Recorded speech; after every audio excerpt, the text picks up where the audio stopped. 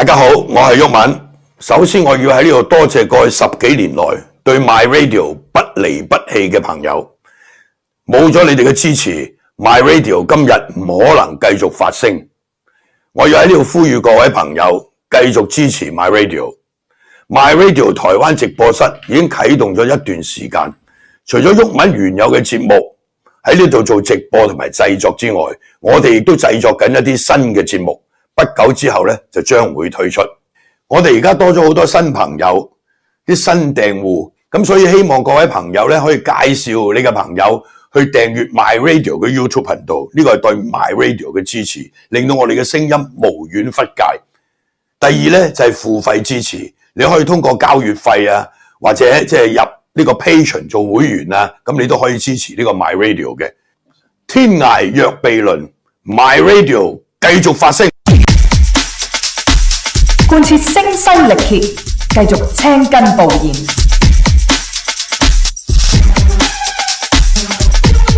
身體力行，隔空發功，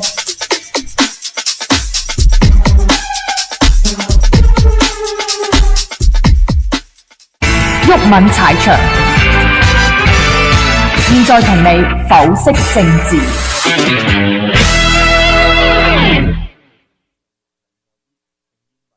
咁翻嚟第三節，我哋頭先講到咧，即係話而家啲外資咧就可能俾你嚇走晒嘅，咁啲冇人夠膽嚟投資嘅，即係你而家搞李嘉誠咁樣。咁咧《紐約時報》咧就早2日就有一篇分析啦，咁其中有一段嘢咧就引述一個我都好熟悉嘅朋友，就係以前信報嘅總編輯陳景祥啊，警長，而家喺浸會大學教書啊。咁佢即係寫咗一篇文就講呢件事嘅，咁佢話咧。即係北京方面對香港商界嘅干預就越嚟越多啊！通過呢個即係呢啲即係中國官員嘅言論同埋訪問咧，就向啲商界領袖施壓。呢個係劉夢熊，唔係陳景祥。OK， 拎走去。頭先講咗你唔出啊！我而家講陳景祥啊，呢個圖拎走佢啦。咁啊，陳景祥即係我點解要引述？陳景祥嘅講法，佢嗰個比較即係雖然 mild 一啲，但係佢都講出嗰個即係所謂憂慮啊，即係對即係嗰啲商界嘅人係嘛，即係佢把口咧就可能就即係譬如佢私下傾偈嘅時候係嘛，咁就呢個李嘉誠唔醒目啦，應該打個招呼先啊嘛，可能都會講呢啲嘢啊，即係香港嗰紮超級富豪啊嘛，即係見到阿成哥而家俾人咁樣批鬥啊嘛，佢哋都會有反應噶嘛，係咪？咁但係佢諗咩咧？係咪？即係佢同你傾偈嘅時候，或者佢表態嘅時候，佢一種講法係咪？但實際上佢都會要做。喂，呢個係一個最好嘅教訓嚟嘅。屌你乜對佢哋嚟講係嘛？佢唔做嘢啊，係咪？屌你係咪？好簡單啫嘛，係咪？即係當然啦，Donald Trump 一啲做法係嘛？即係商業交易政治化係嘛？或者對於一啲投資啊。即係佢又有啲限制嘅名目係嘛？咁甚至乎即係而家又用呢一個所謂國家安全嘅名義去徵收關稅，咁呢啲咧全部都係應該啲極權國家嗰啲領袖先會做嘅，但係 Donald Trump 咧就以一個民選總統，佢都可以做呢啲嘢嘅。咁佢可以做呢啲嘢嘅原因就係佢徵關稅嗰啲有講國家安全㗎，係咪？咁但係講國家安全就係，譬如我舉例，佢講加拿大、墨西哥，你兩個好撚唔聽話嘛？墨西哥咁撚多毒品分太嚟，係嘛？加拿大又咁撚毒品，喂呢毒品入咗嚟我嗰度，你哋兩個喂把守唔到個大門口喺我隔離係咪？徵收關稅懲罰你啫咁樣。咁其實呢個咧就屌呢啲同做生意冇關咁啊，大佬係咪？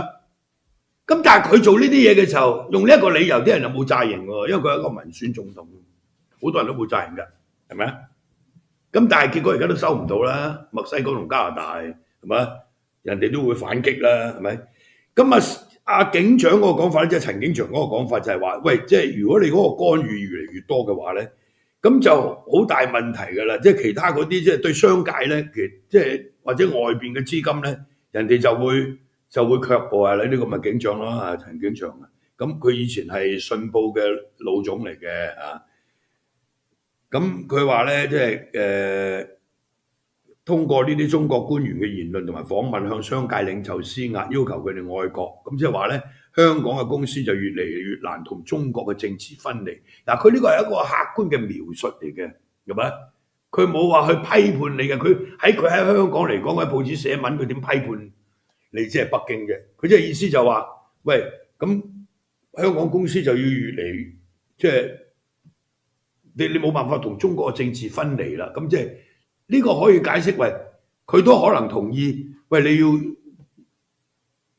醒少少喺政治上面係嘛？你唔可以完全唔理北京嘅，即係可以咁解釋噶嘛，係咪？但係佢話咧，北京對巴拿馬運河交易嘅關注只係偉大嘅企業家必須係愛國者嘅另外一個例子，係嘛？咁事實證明，香港公司純粹從經濟效益或者商業角度考慮自己問題嘅日子咧，就已經過去啦。嗱，呢種寫法咧就即係佢係一個資深新聞工作者啦，佢知道即係個底線喺邊度。咁你亦都可以當佢係一種告誡嗰啲即係商界嘅人係嘛？如果你純粹從商業或者經濟個角度嚟考量問題咧，呢個日子已經一去不復返了。嗱，呢個冇價值判斷嘅喎，呢個講法，佢只係講一個客觀嘅事實嘅發展係會咁喎。你喺香港做生意，喺香港投資係嘛？你唔可以話我純粹從經濟角度、商業角度去考慮問題，呢個日子已經過去啦。喺呢個港區國安法通過之前都唔可以咁樣講。咁而家陳景祥咁樣講嘅意思，喂，佢冇犯忌喎，佢唔可以話佢敢言啊，大佬。佢可以係提醒你香港做生意嘅人或者嚟投資嘅人，係咪？因為我要引述佢呢個講法咧，係咪？即係呢個可能係登喺信報，我唔知佢登喺邊度啦。呢個係紐約時報引述佢㗎。嗱，呢種講法係冇價值判斷嘅。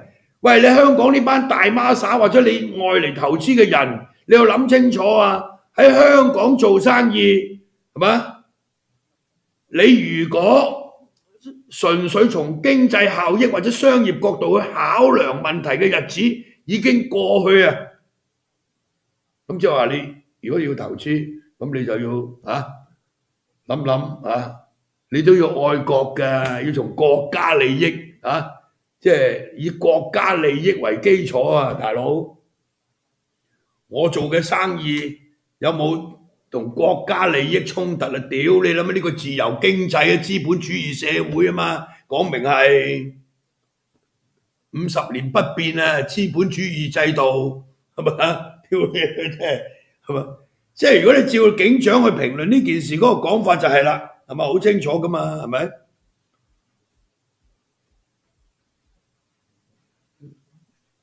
唉，所以咁啊，即係呢種講法就係，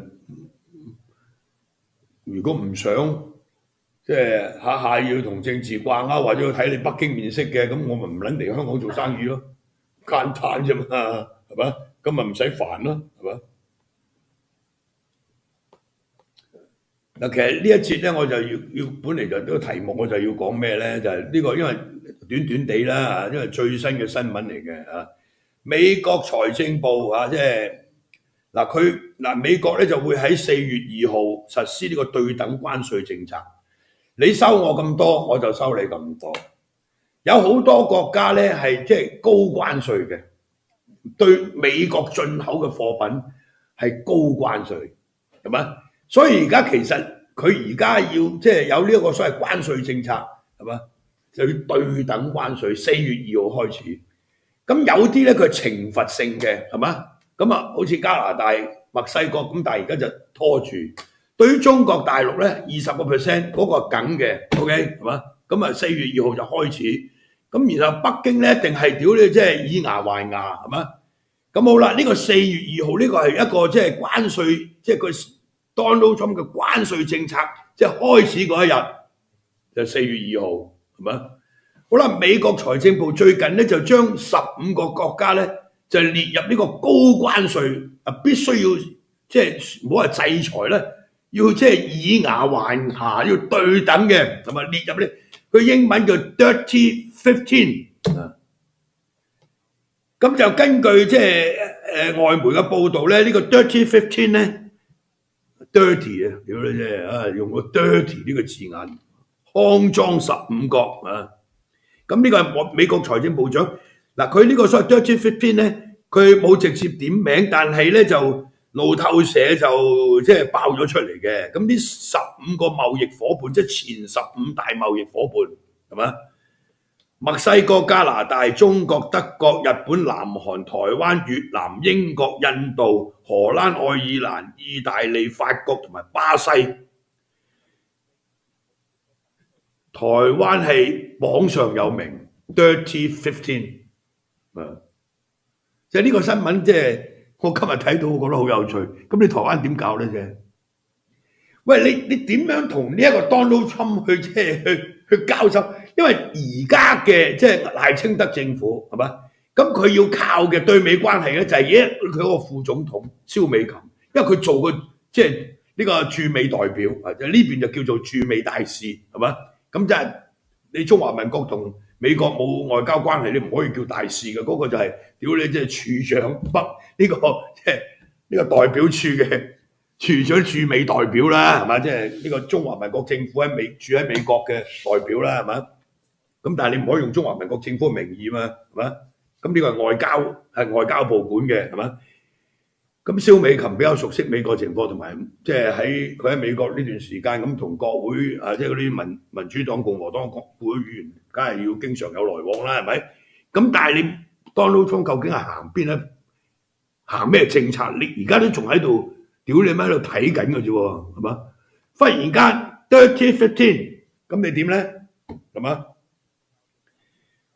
咁認定個標準咧就係、根據即係個報導啦，同埋其實美國財政部點解要將15個貿易伙伴列為呢個 Dirty 15咧？就話呢啲即係對美貿易即係前15個國家或者地區，即係佢究竟輸入到美國嗰啲產品係乜嘢？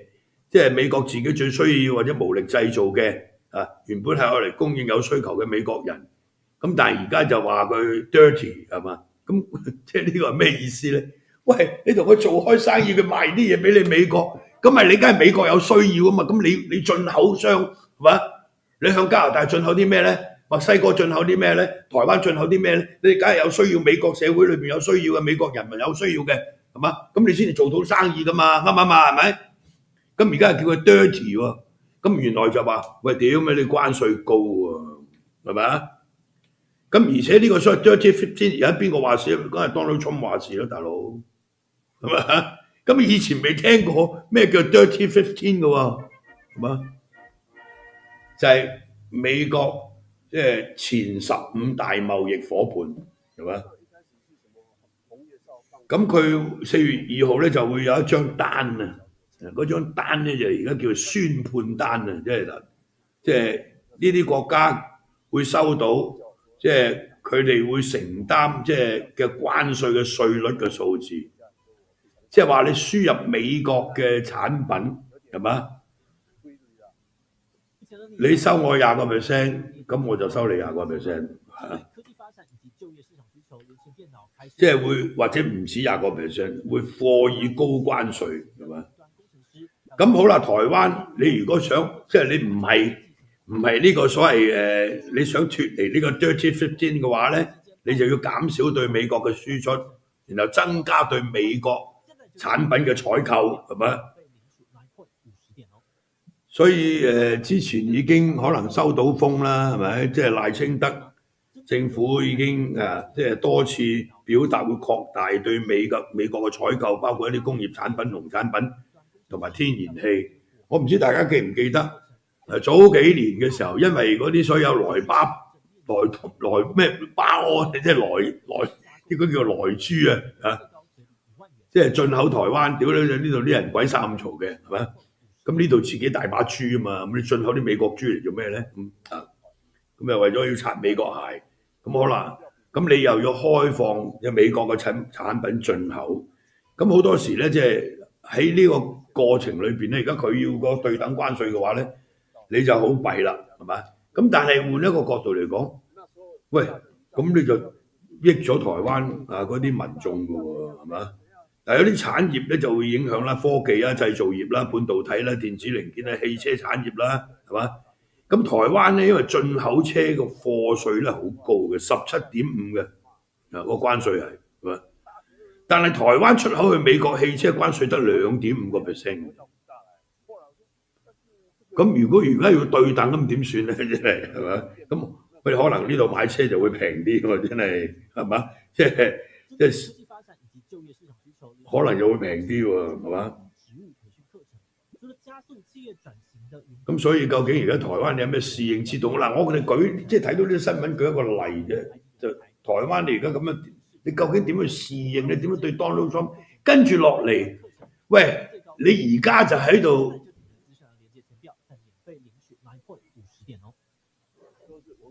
要即係有打仗嘅準備嘅時候，咁你講嗰啲嘢就代表你想打，又唔好話你想打仗啦，係咪？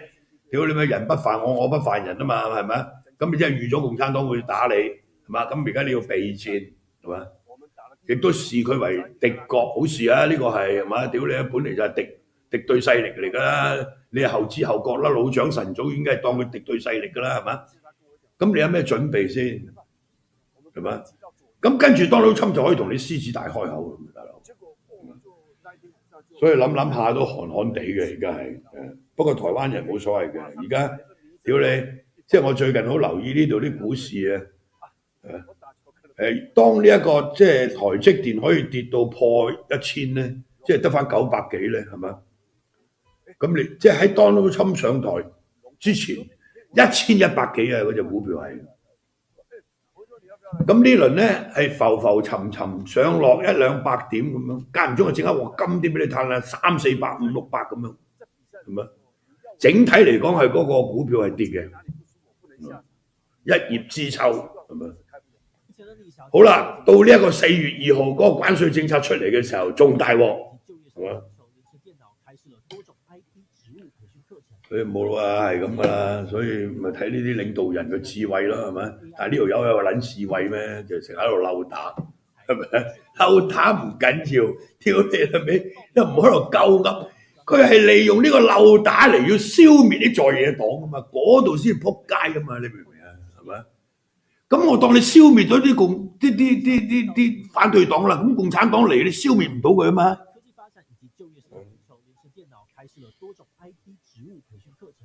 所以台灣人係真係好撚戇鳩，係咪？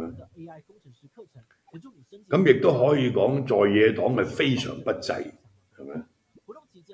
其實我唔係而家講嘅，我2014年嚟呢度做呢一個9合1選舉嘅，即係網上電視節目，幫呢個東網係咪？喺內湖區有個 studio 好大嘅，我喺度主持。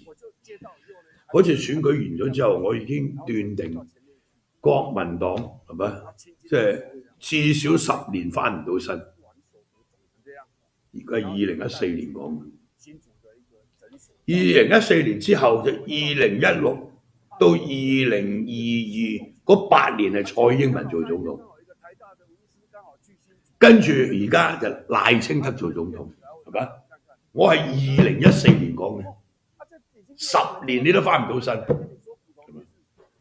不容易喺2020年嗰次嘅2018年嗰次嘅9合1選舉，由2020嗰度大勝係嘛？而家即係6刀係嘛？屌有4個都執政係嘛？咁啊點啊？係咪？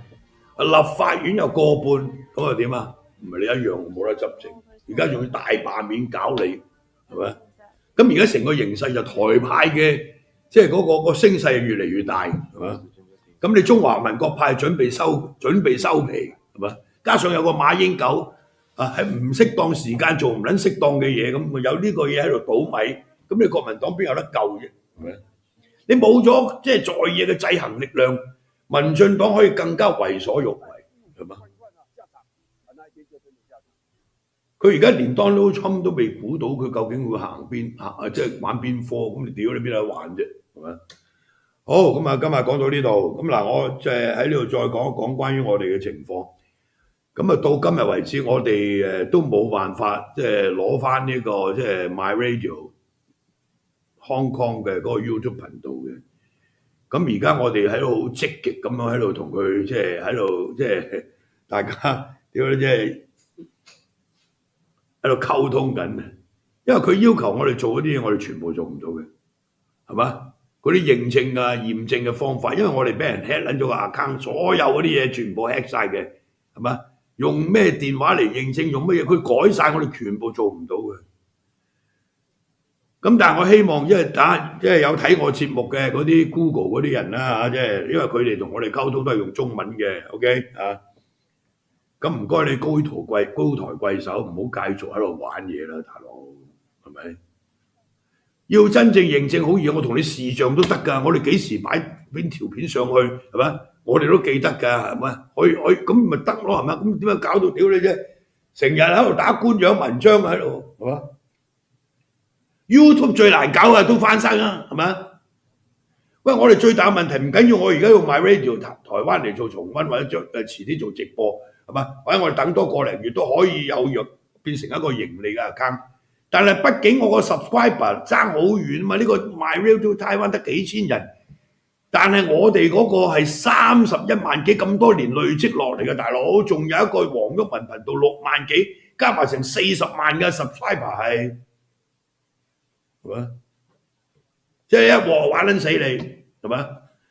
咁 hack 我嗰啲人，屌你梗係識我嘅人啦，啱唔啱啊？咪擺明係搞我啦！咁你哋而家屌你真係得逞啦，可以話係咪？有啲人仲喺度話邊個啊？有個姓黃嘅，屌你講嘢唔撚識講我咁啊甩牙嘅我屌你佢冇呢個能耐 ，OK 係咪？即係但係我冇乜所謂嘅啊，咁但係我哋會盡力希望可以快啲恢復翻即係 My Radio Hong Kong 嗰個即係 YouTube。咁如果即係可見嘅將來都唔得，我哋就唯有重點擺喺呢個 My Radio Taiwan 嗰度咯，冇計㗎。因為我哋留意到咧，就算我哋嗰個 subscriber 咁少咧，即係你大家而家可以 subscribe 呢個頻道嘅全部 OK。咁但係我最大嘅問題就係、是，屌你冇咁多條片，19000幾條片喺度啊，大佬，係嘛？而且佢而家封咗個 account， 之前都仲嗰啲片仲喺度嘅，你明唔明啊？即係人哋盜用咗我 account， 咁但係我哋嗰啲片都仲喺度嘅，冇晒啦嘛，而家係你封咗佢啊嘛，係咪？咁你封咗佢係啱嘅，啱嘛？你唔可以俾佢繼續盜用我個 account 喺度做嘢噶嘛，係嘛？咁但係我啲片咧，係咪？所以呢個係一個問題嚟㗎，即係我都要諗，即係問下啲即係法律界人士點樣處理，係嘛？即係嗰個驗證咧，搞到我哋呢度即係兩位朋友真係好辛苦，係嘛？同佢哋嗰啲交涉啊，即係。喂，答到你，我全部答你，做到你全部做啦，大佬。但係你明知我下成嚿嘢俾人 hack 晒啊嘛，大佬啊！嗰啲所謂要驗證嘅電話，全部都唔係我哋嘅電話號碼嚟噶嘛，大佬啊！有一樣嘢可以肯定嘅，一定係台灣做嘅，喺台灣做嘅，唔係香港 ，OK？ 係嘛？我亦都唔去諗台灣有咩人做啊！啲人話屌你民進黨嗰啲網軍搞鳩你嘅，我唔會理呢啲嘅，你明唔明？你俾撚翻我得㗎啦，而家跟住我哋喺嗰個保安嗰度咧就重新做一套嘢，以後你 hack 我唔到嘅，咪只能夠咁咯，係嘛？如果嚟到呢度先俾人搞啊！屌你咪香港咁多年都冇人搞啊！所以咧，大家嚟幫我即係 My Radio Taiwan 嗰啲片咧，幫我哋分享出去。咁我亦都留意到對上兩次咧，即係譬如講李嘉誠嗰啲都有最高嗰條片都有成5萬人睇嘅 ，OK， 4萬幾5萬人嘅。我而家出條短片喺個即係我哋而家呢個冇出 short 啊嘛，我希望我而家出翻 short 啦，係咪？咁我哋擺喺呢個 Facebook 嗰個短片，七人七事禮拜六嗰段片有一段片，而家都5萬幾人睇啦，嗰段短片。咁好啦，今日就23、24號啊！大家記得交台費，交台費咧，希望我哋大家睇我哋重溫，我哋你都知道有條 link 啊嘛，係咪？咁我仲喺呢度再呼籲多啲人加入 Patreon，OK， 比較方便啲，係嘛？咁可以通過 PayPal、PayMe 啊轉數快，咁啊去即係交台費啊，咁啊最好啊就係、加入呢個 Patreon 啊，咁就乾手淨腳個個月扣$10啊，你豪啲啊俾30蚊都得，係嘛？咁啲片咧全部送到，係嘛？咁而家我哋都要 check 一 check 喺 Patreon 入邊嗰啲我哋 YouTube 啲片有冇喺度，係嘛？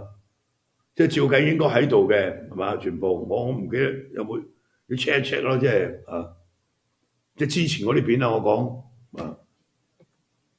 嗱，譬如我哋而家出本電子書說明解字，咁啊出唔到啦，因為我哋擺咗上去噶嘛，嗰啲係，咁而家跳你有一半揾唔翻，之前嗰啲有嘅，因為做咗前期嘅，啊，所以都幾煩嘅，基本上係，咁但係起碼上個禮拜一嘅事嚟嘅，呢個係嘛？今日禮拜一啊，咁都係一個禮拜啫，係咪？即係俾啲耐性啦，至少我哋5日就收翻個 Facebook 啦，係咪？係嘛？所以大家都唔需要灰心嘅啊！咁啊，希望大家記得交台費啊！即係好簡單，我哋平時做直播都起碼有啲 super chat 啊，1000幾百啊，係咪？而家呢啲都冇埋，係嘛？咁跟住我哋嗰啲盈利，即係 YouTube 嗰啲盈利，呢個月冇錢收噶啦，係咪？咁所以希望大家通過 PayPal、PayMe 或者加入 Patreon 啊，甚至銀行入數都得，係咪？轉數快咁全部大家都可以喺條 link 嗰度揾到晒㗎啦。OK， 好，咁啊今日講到呢度，拜拜。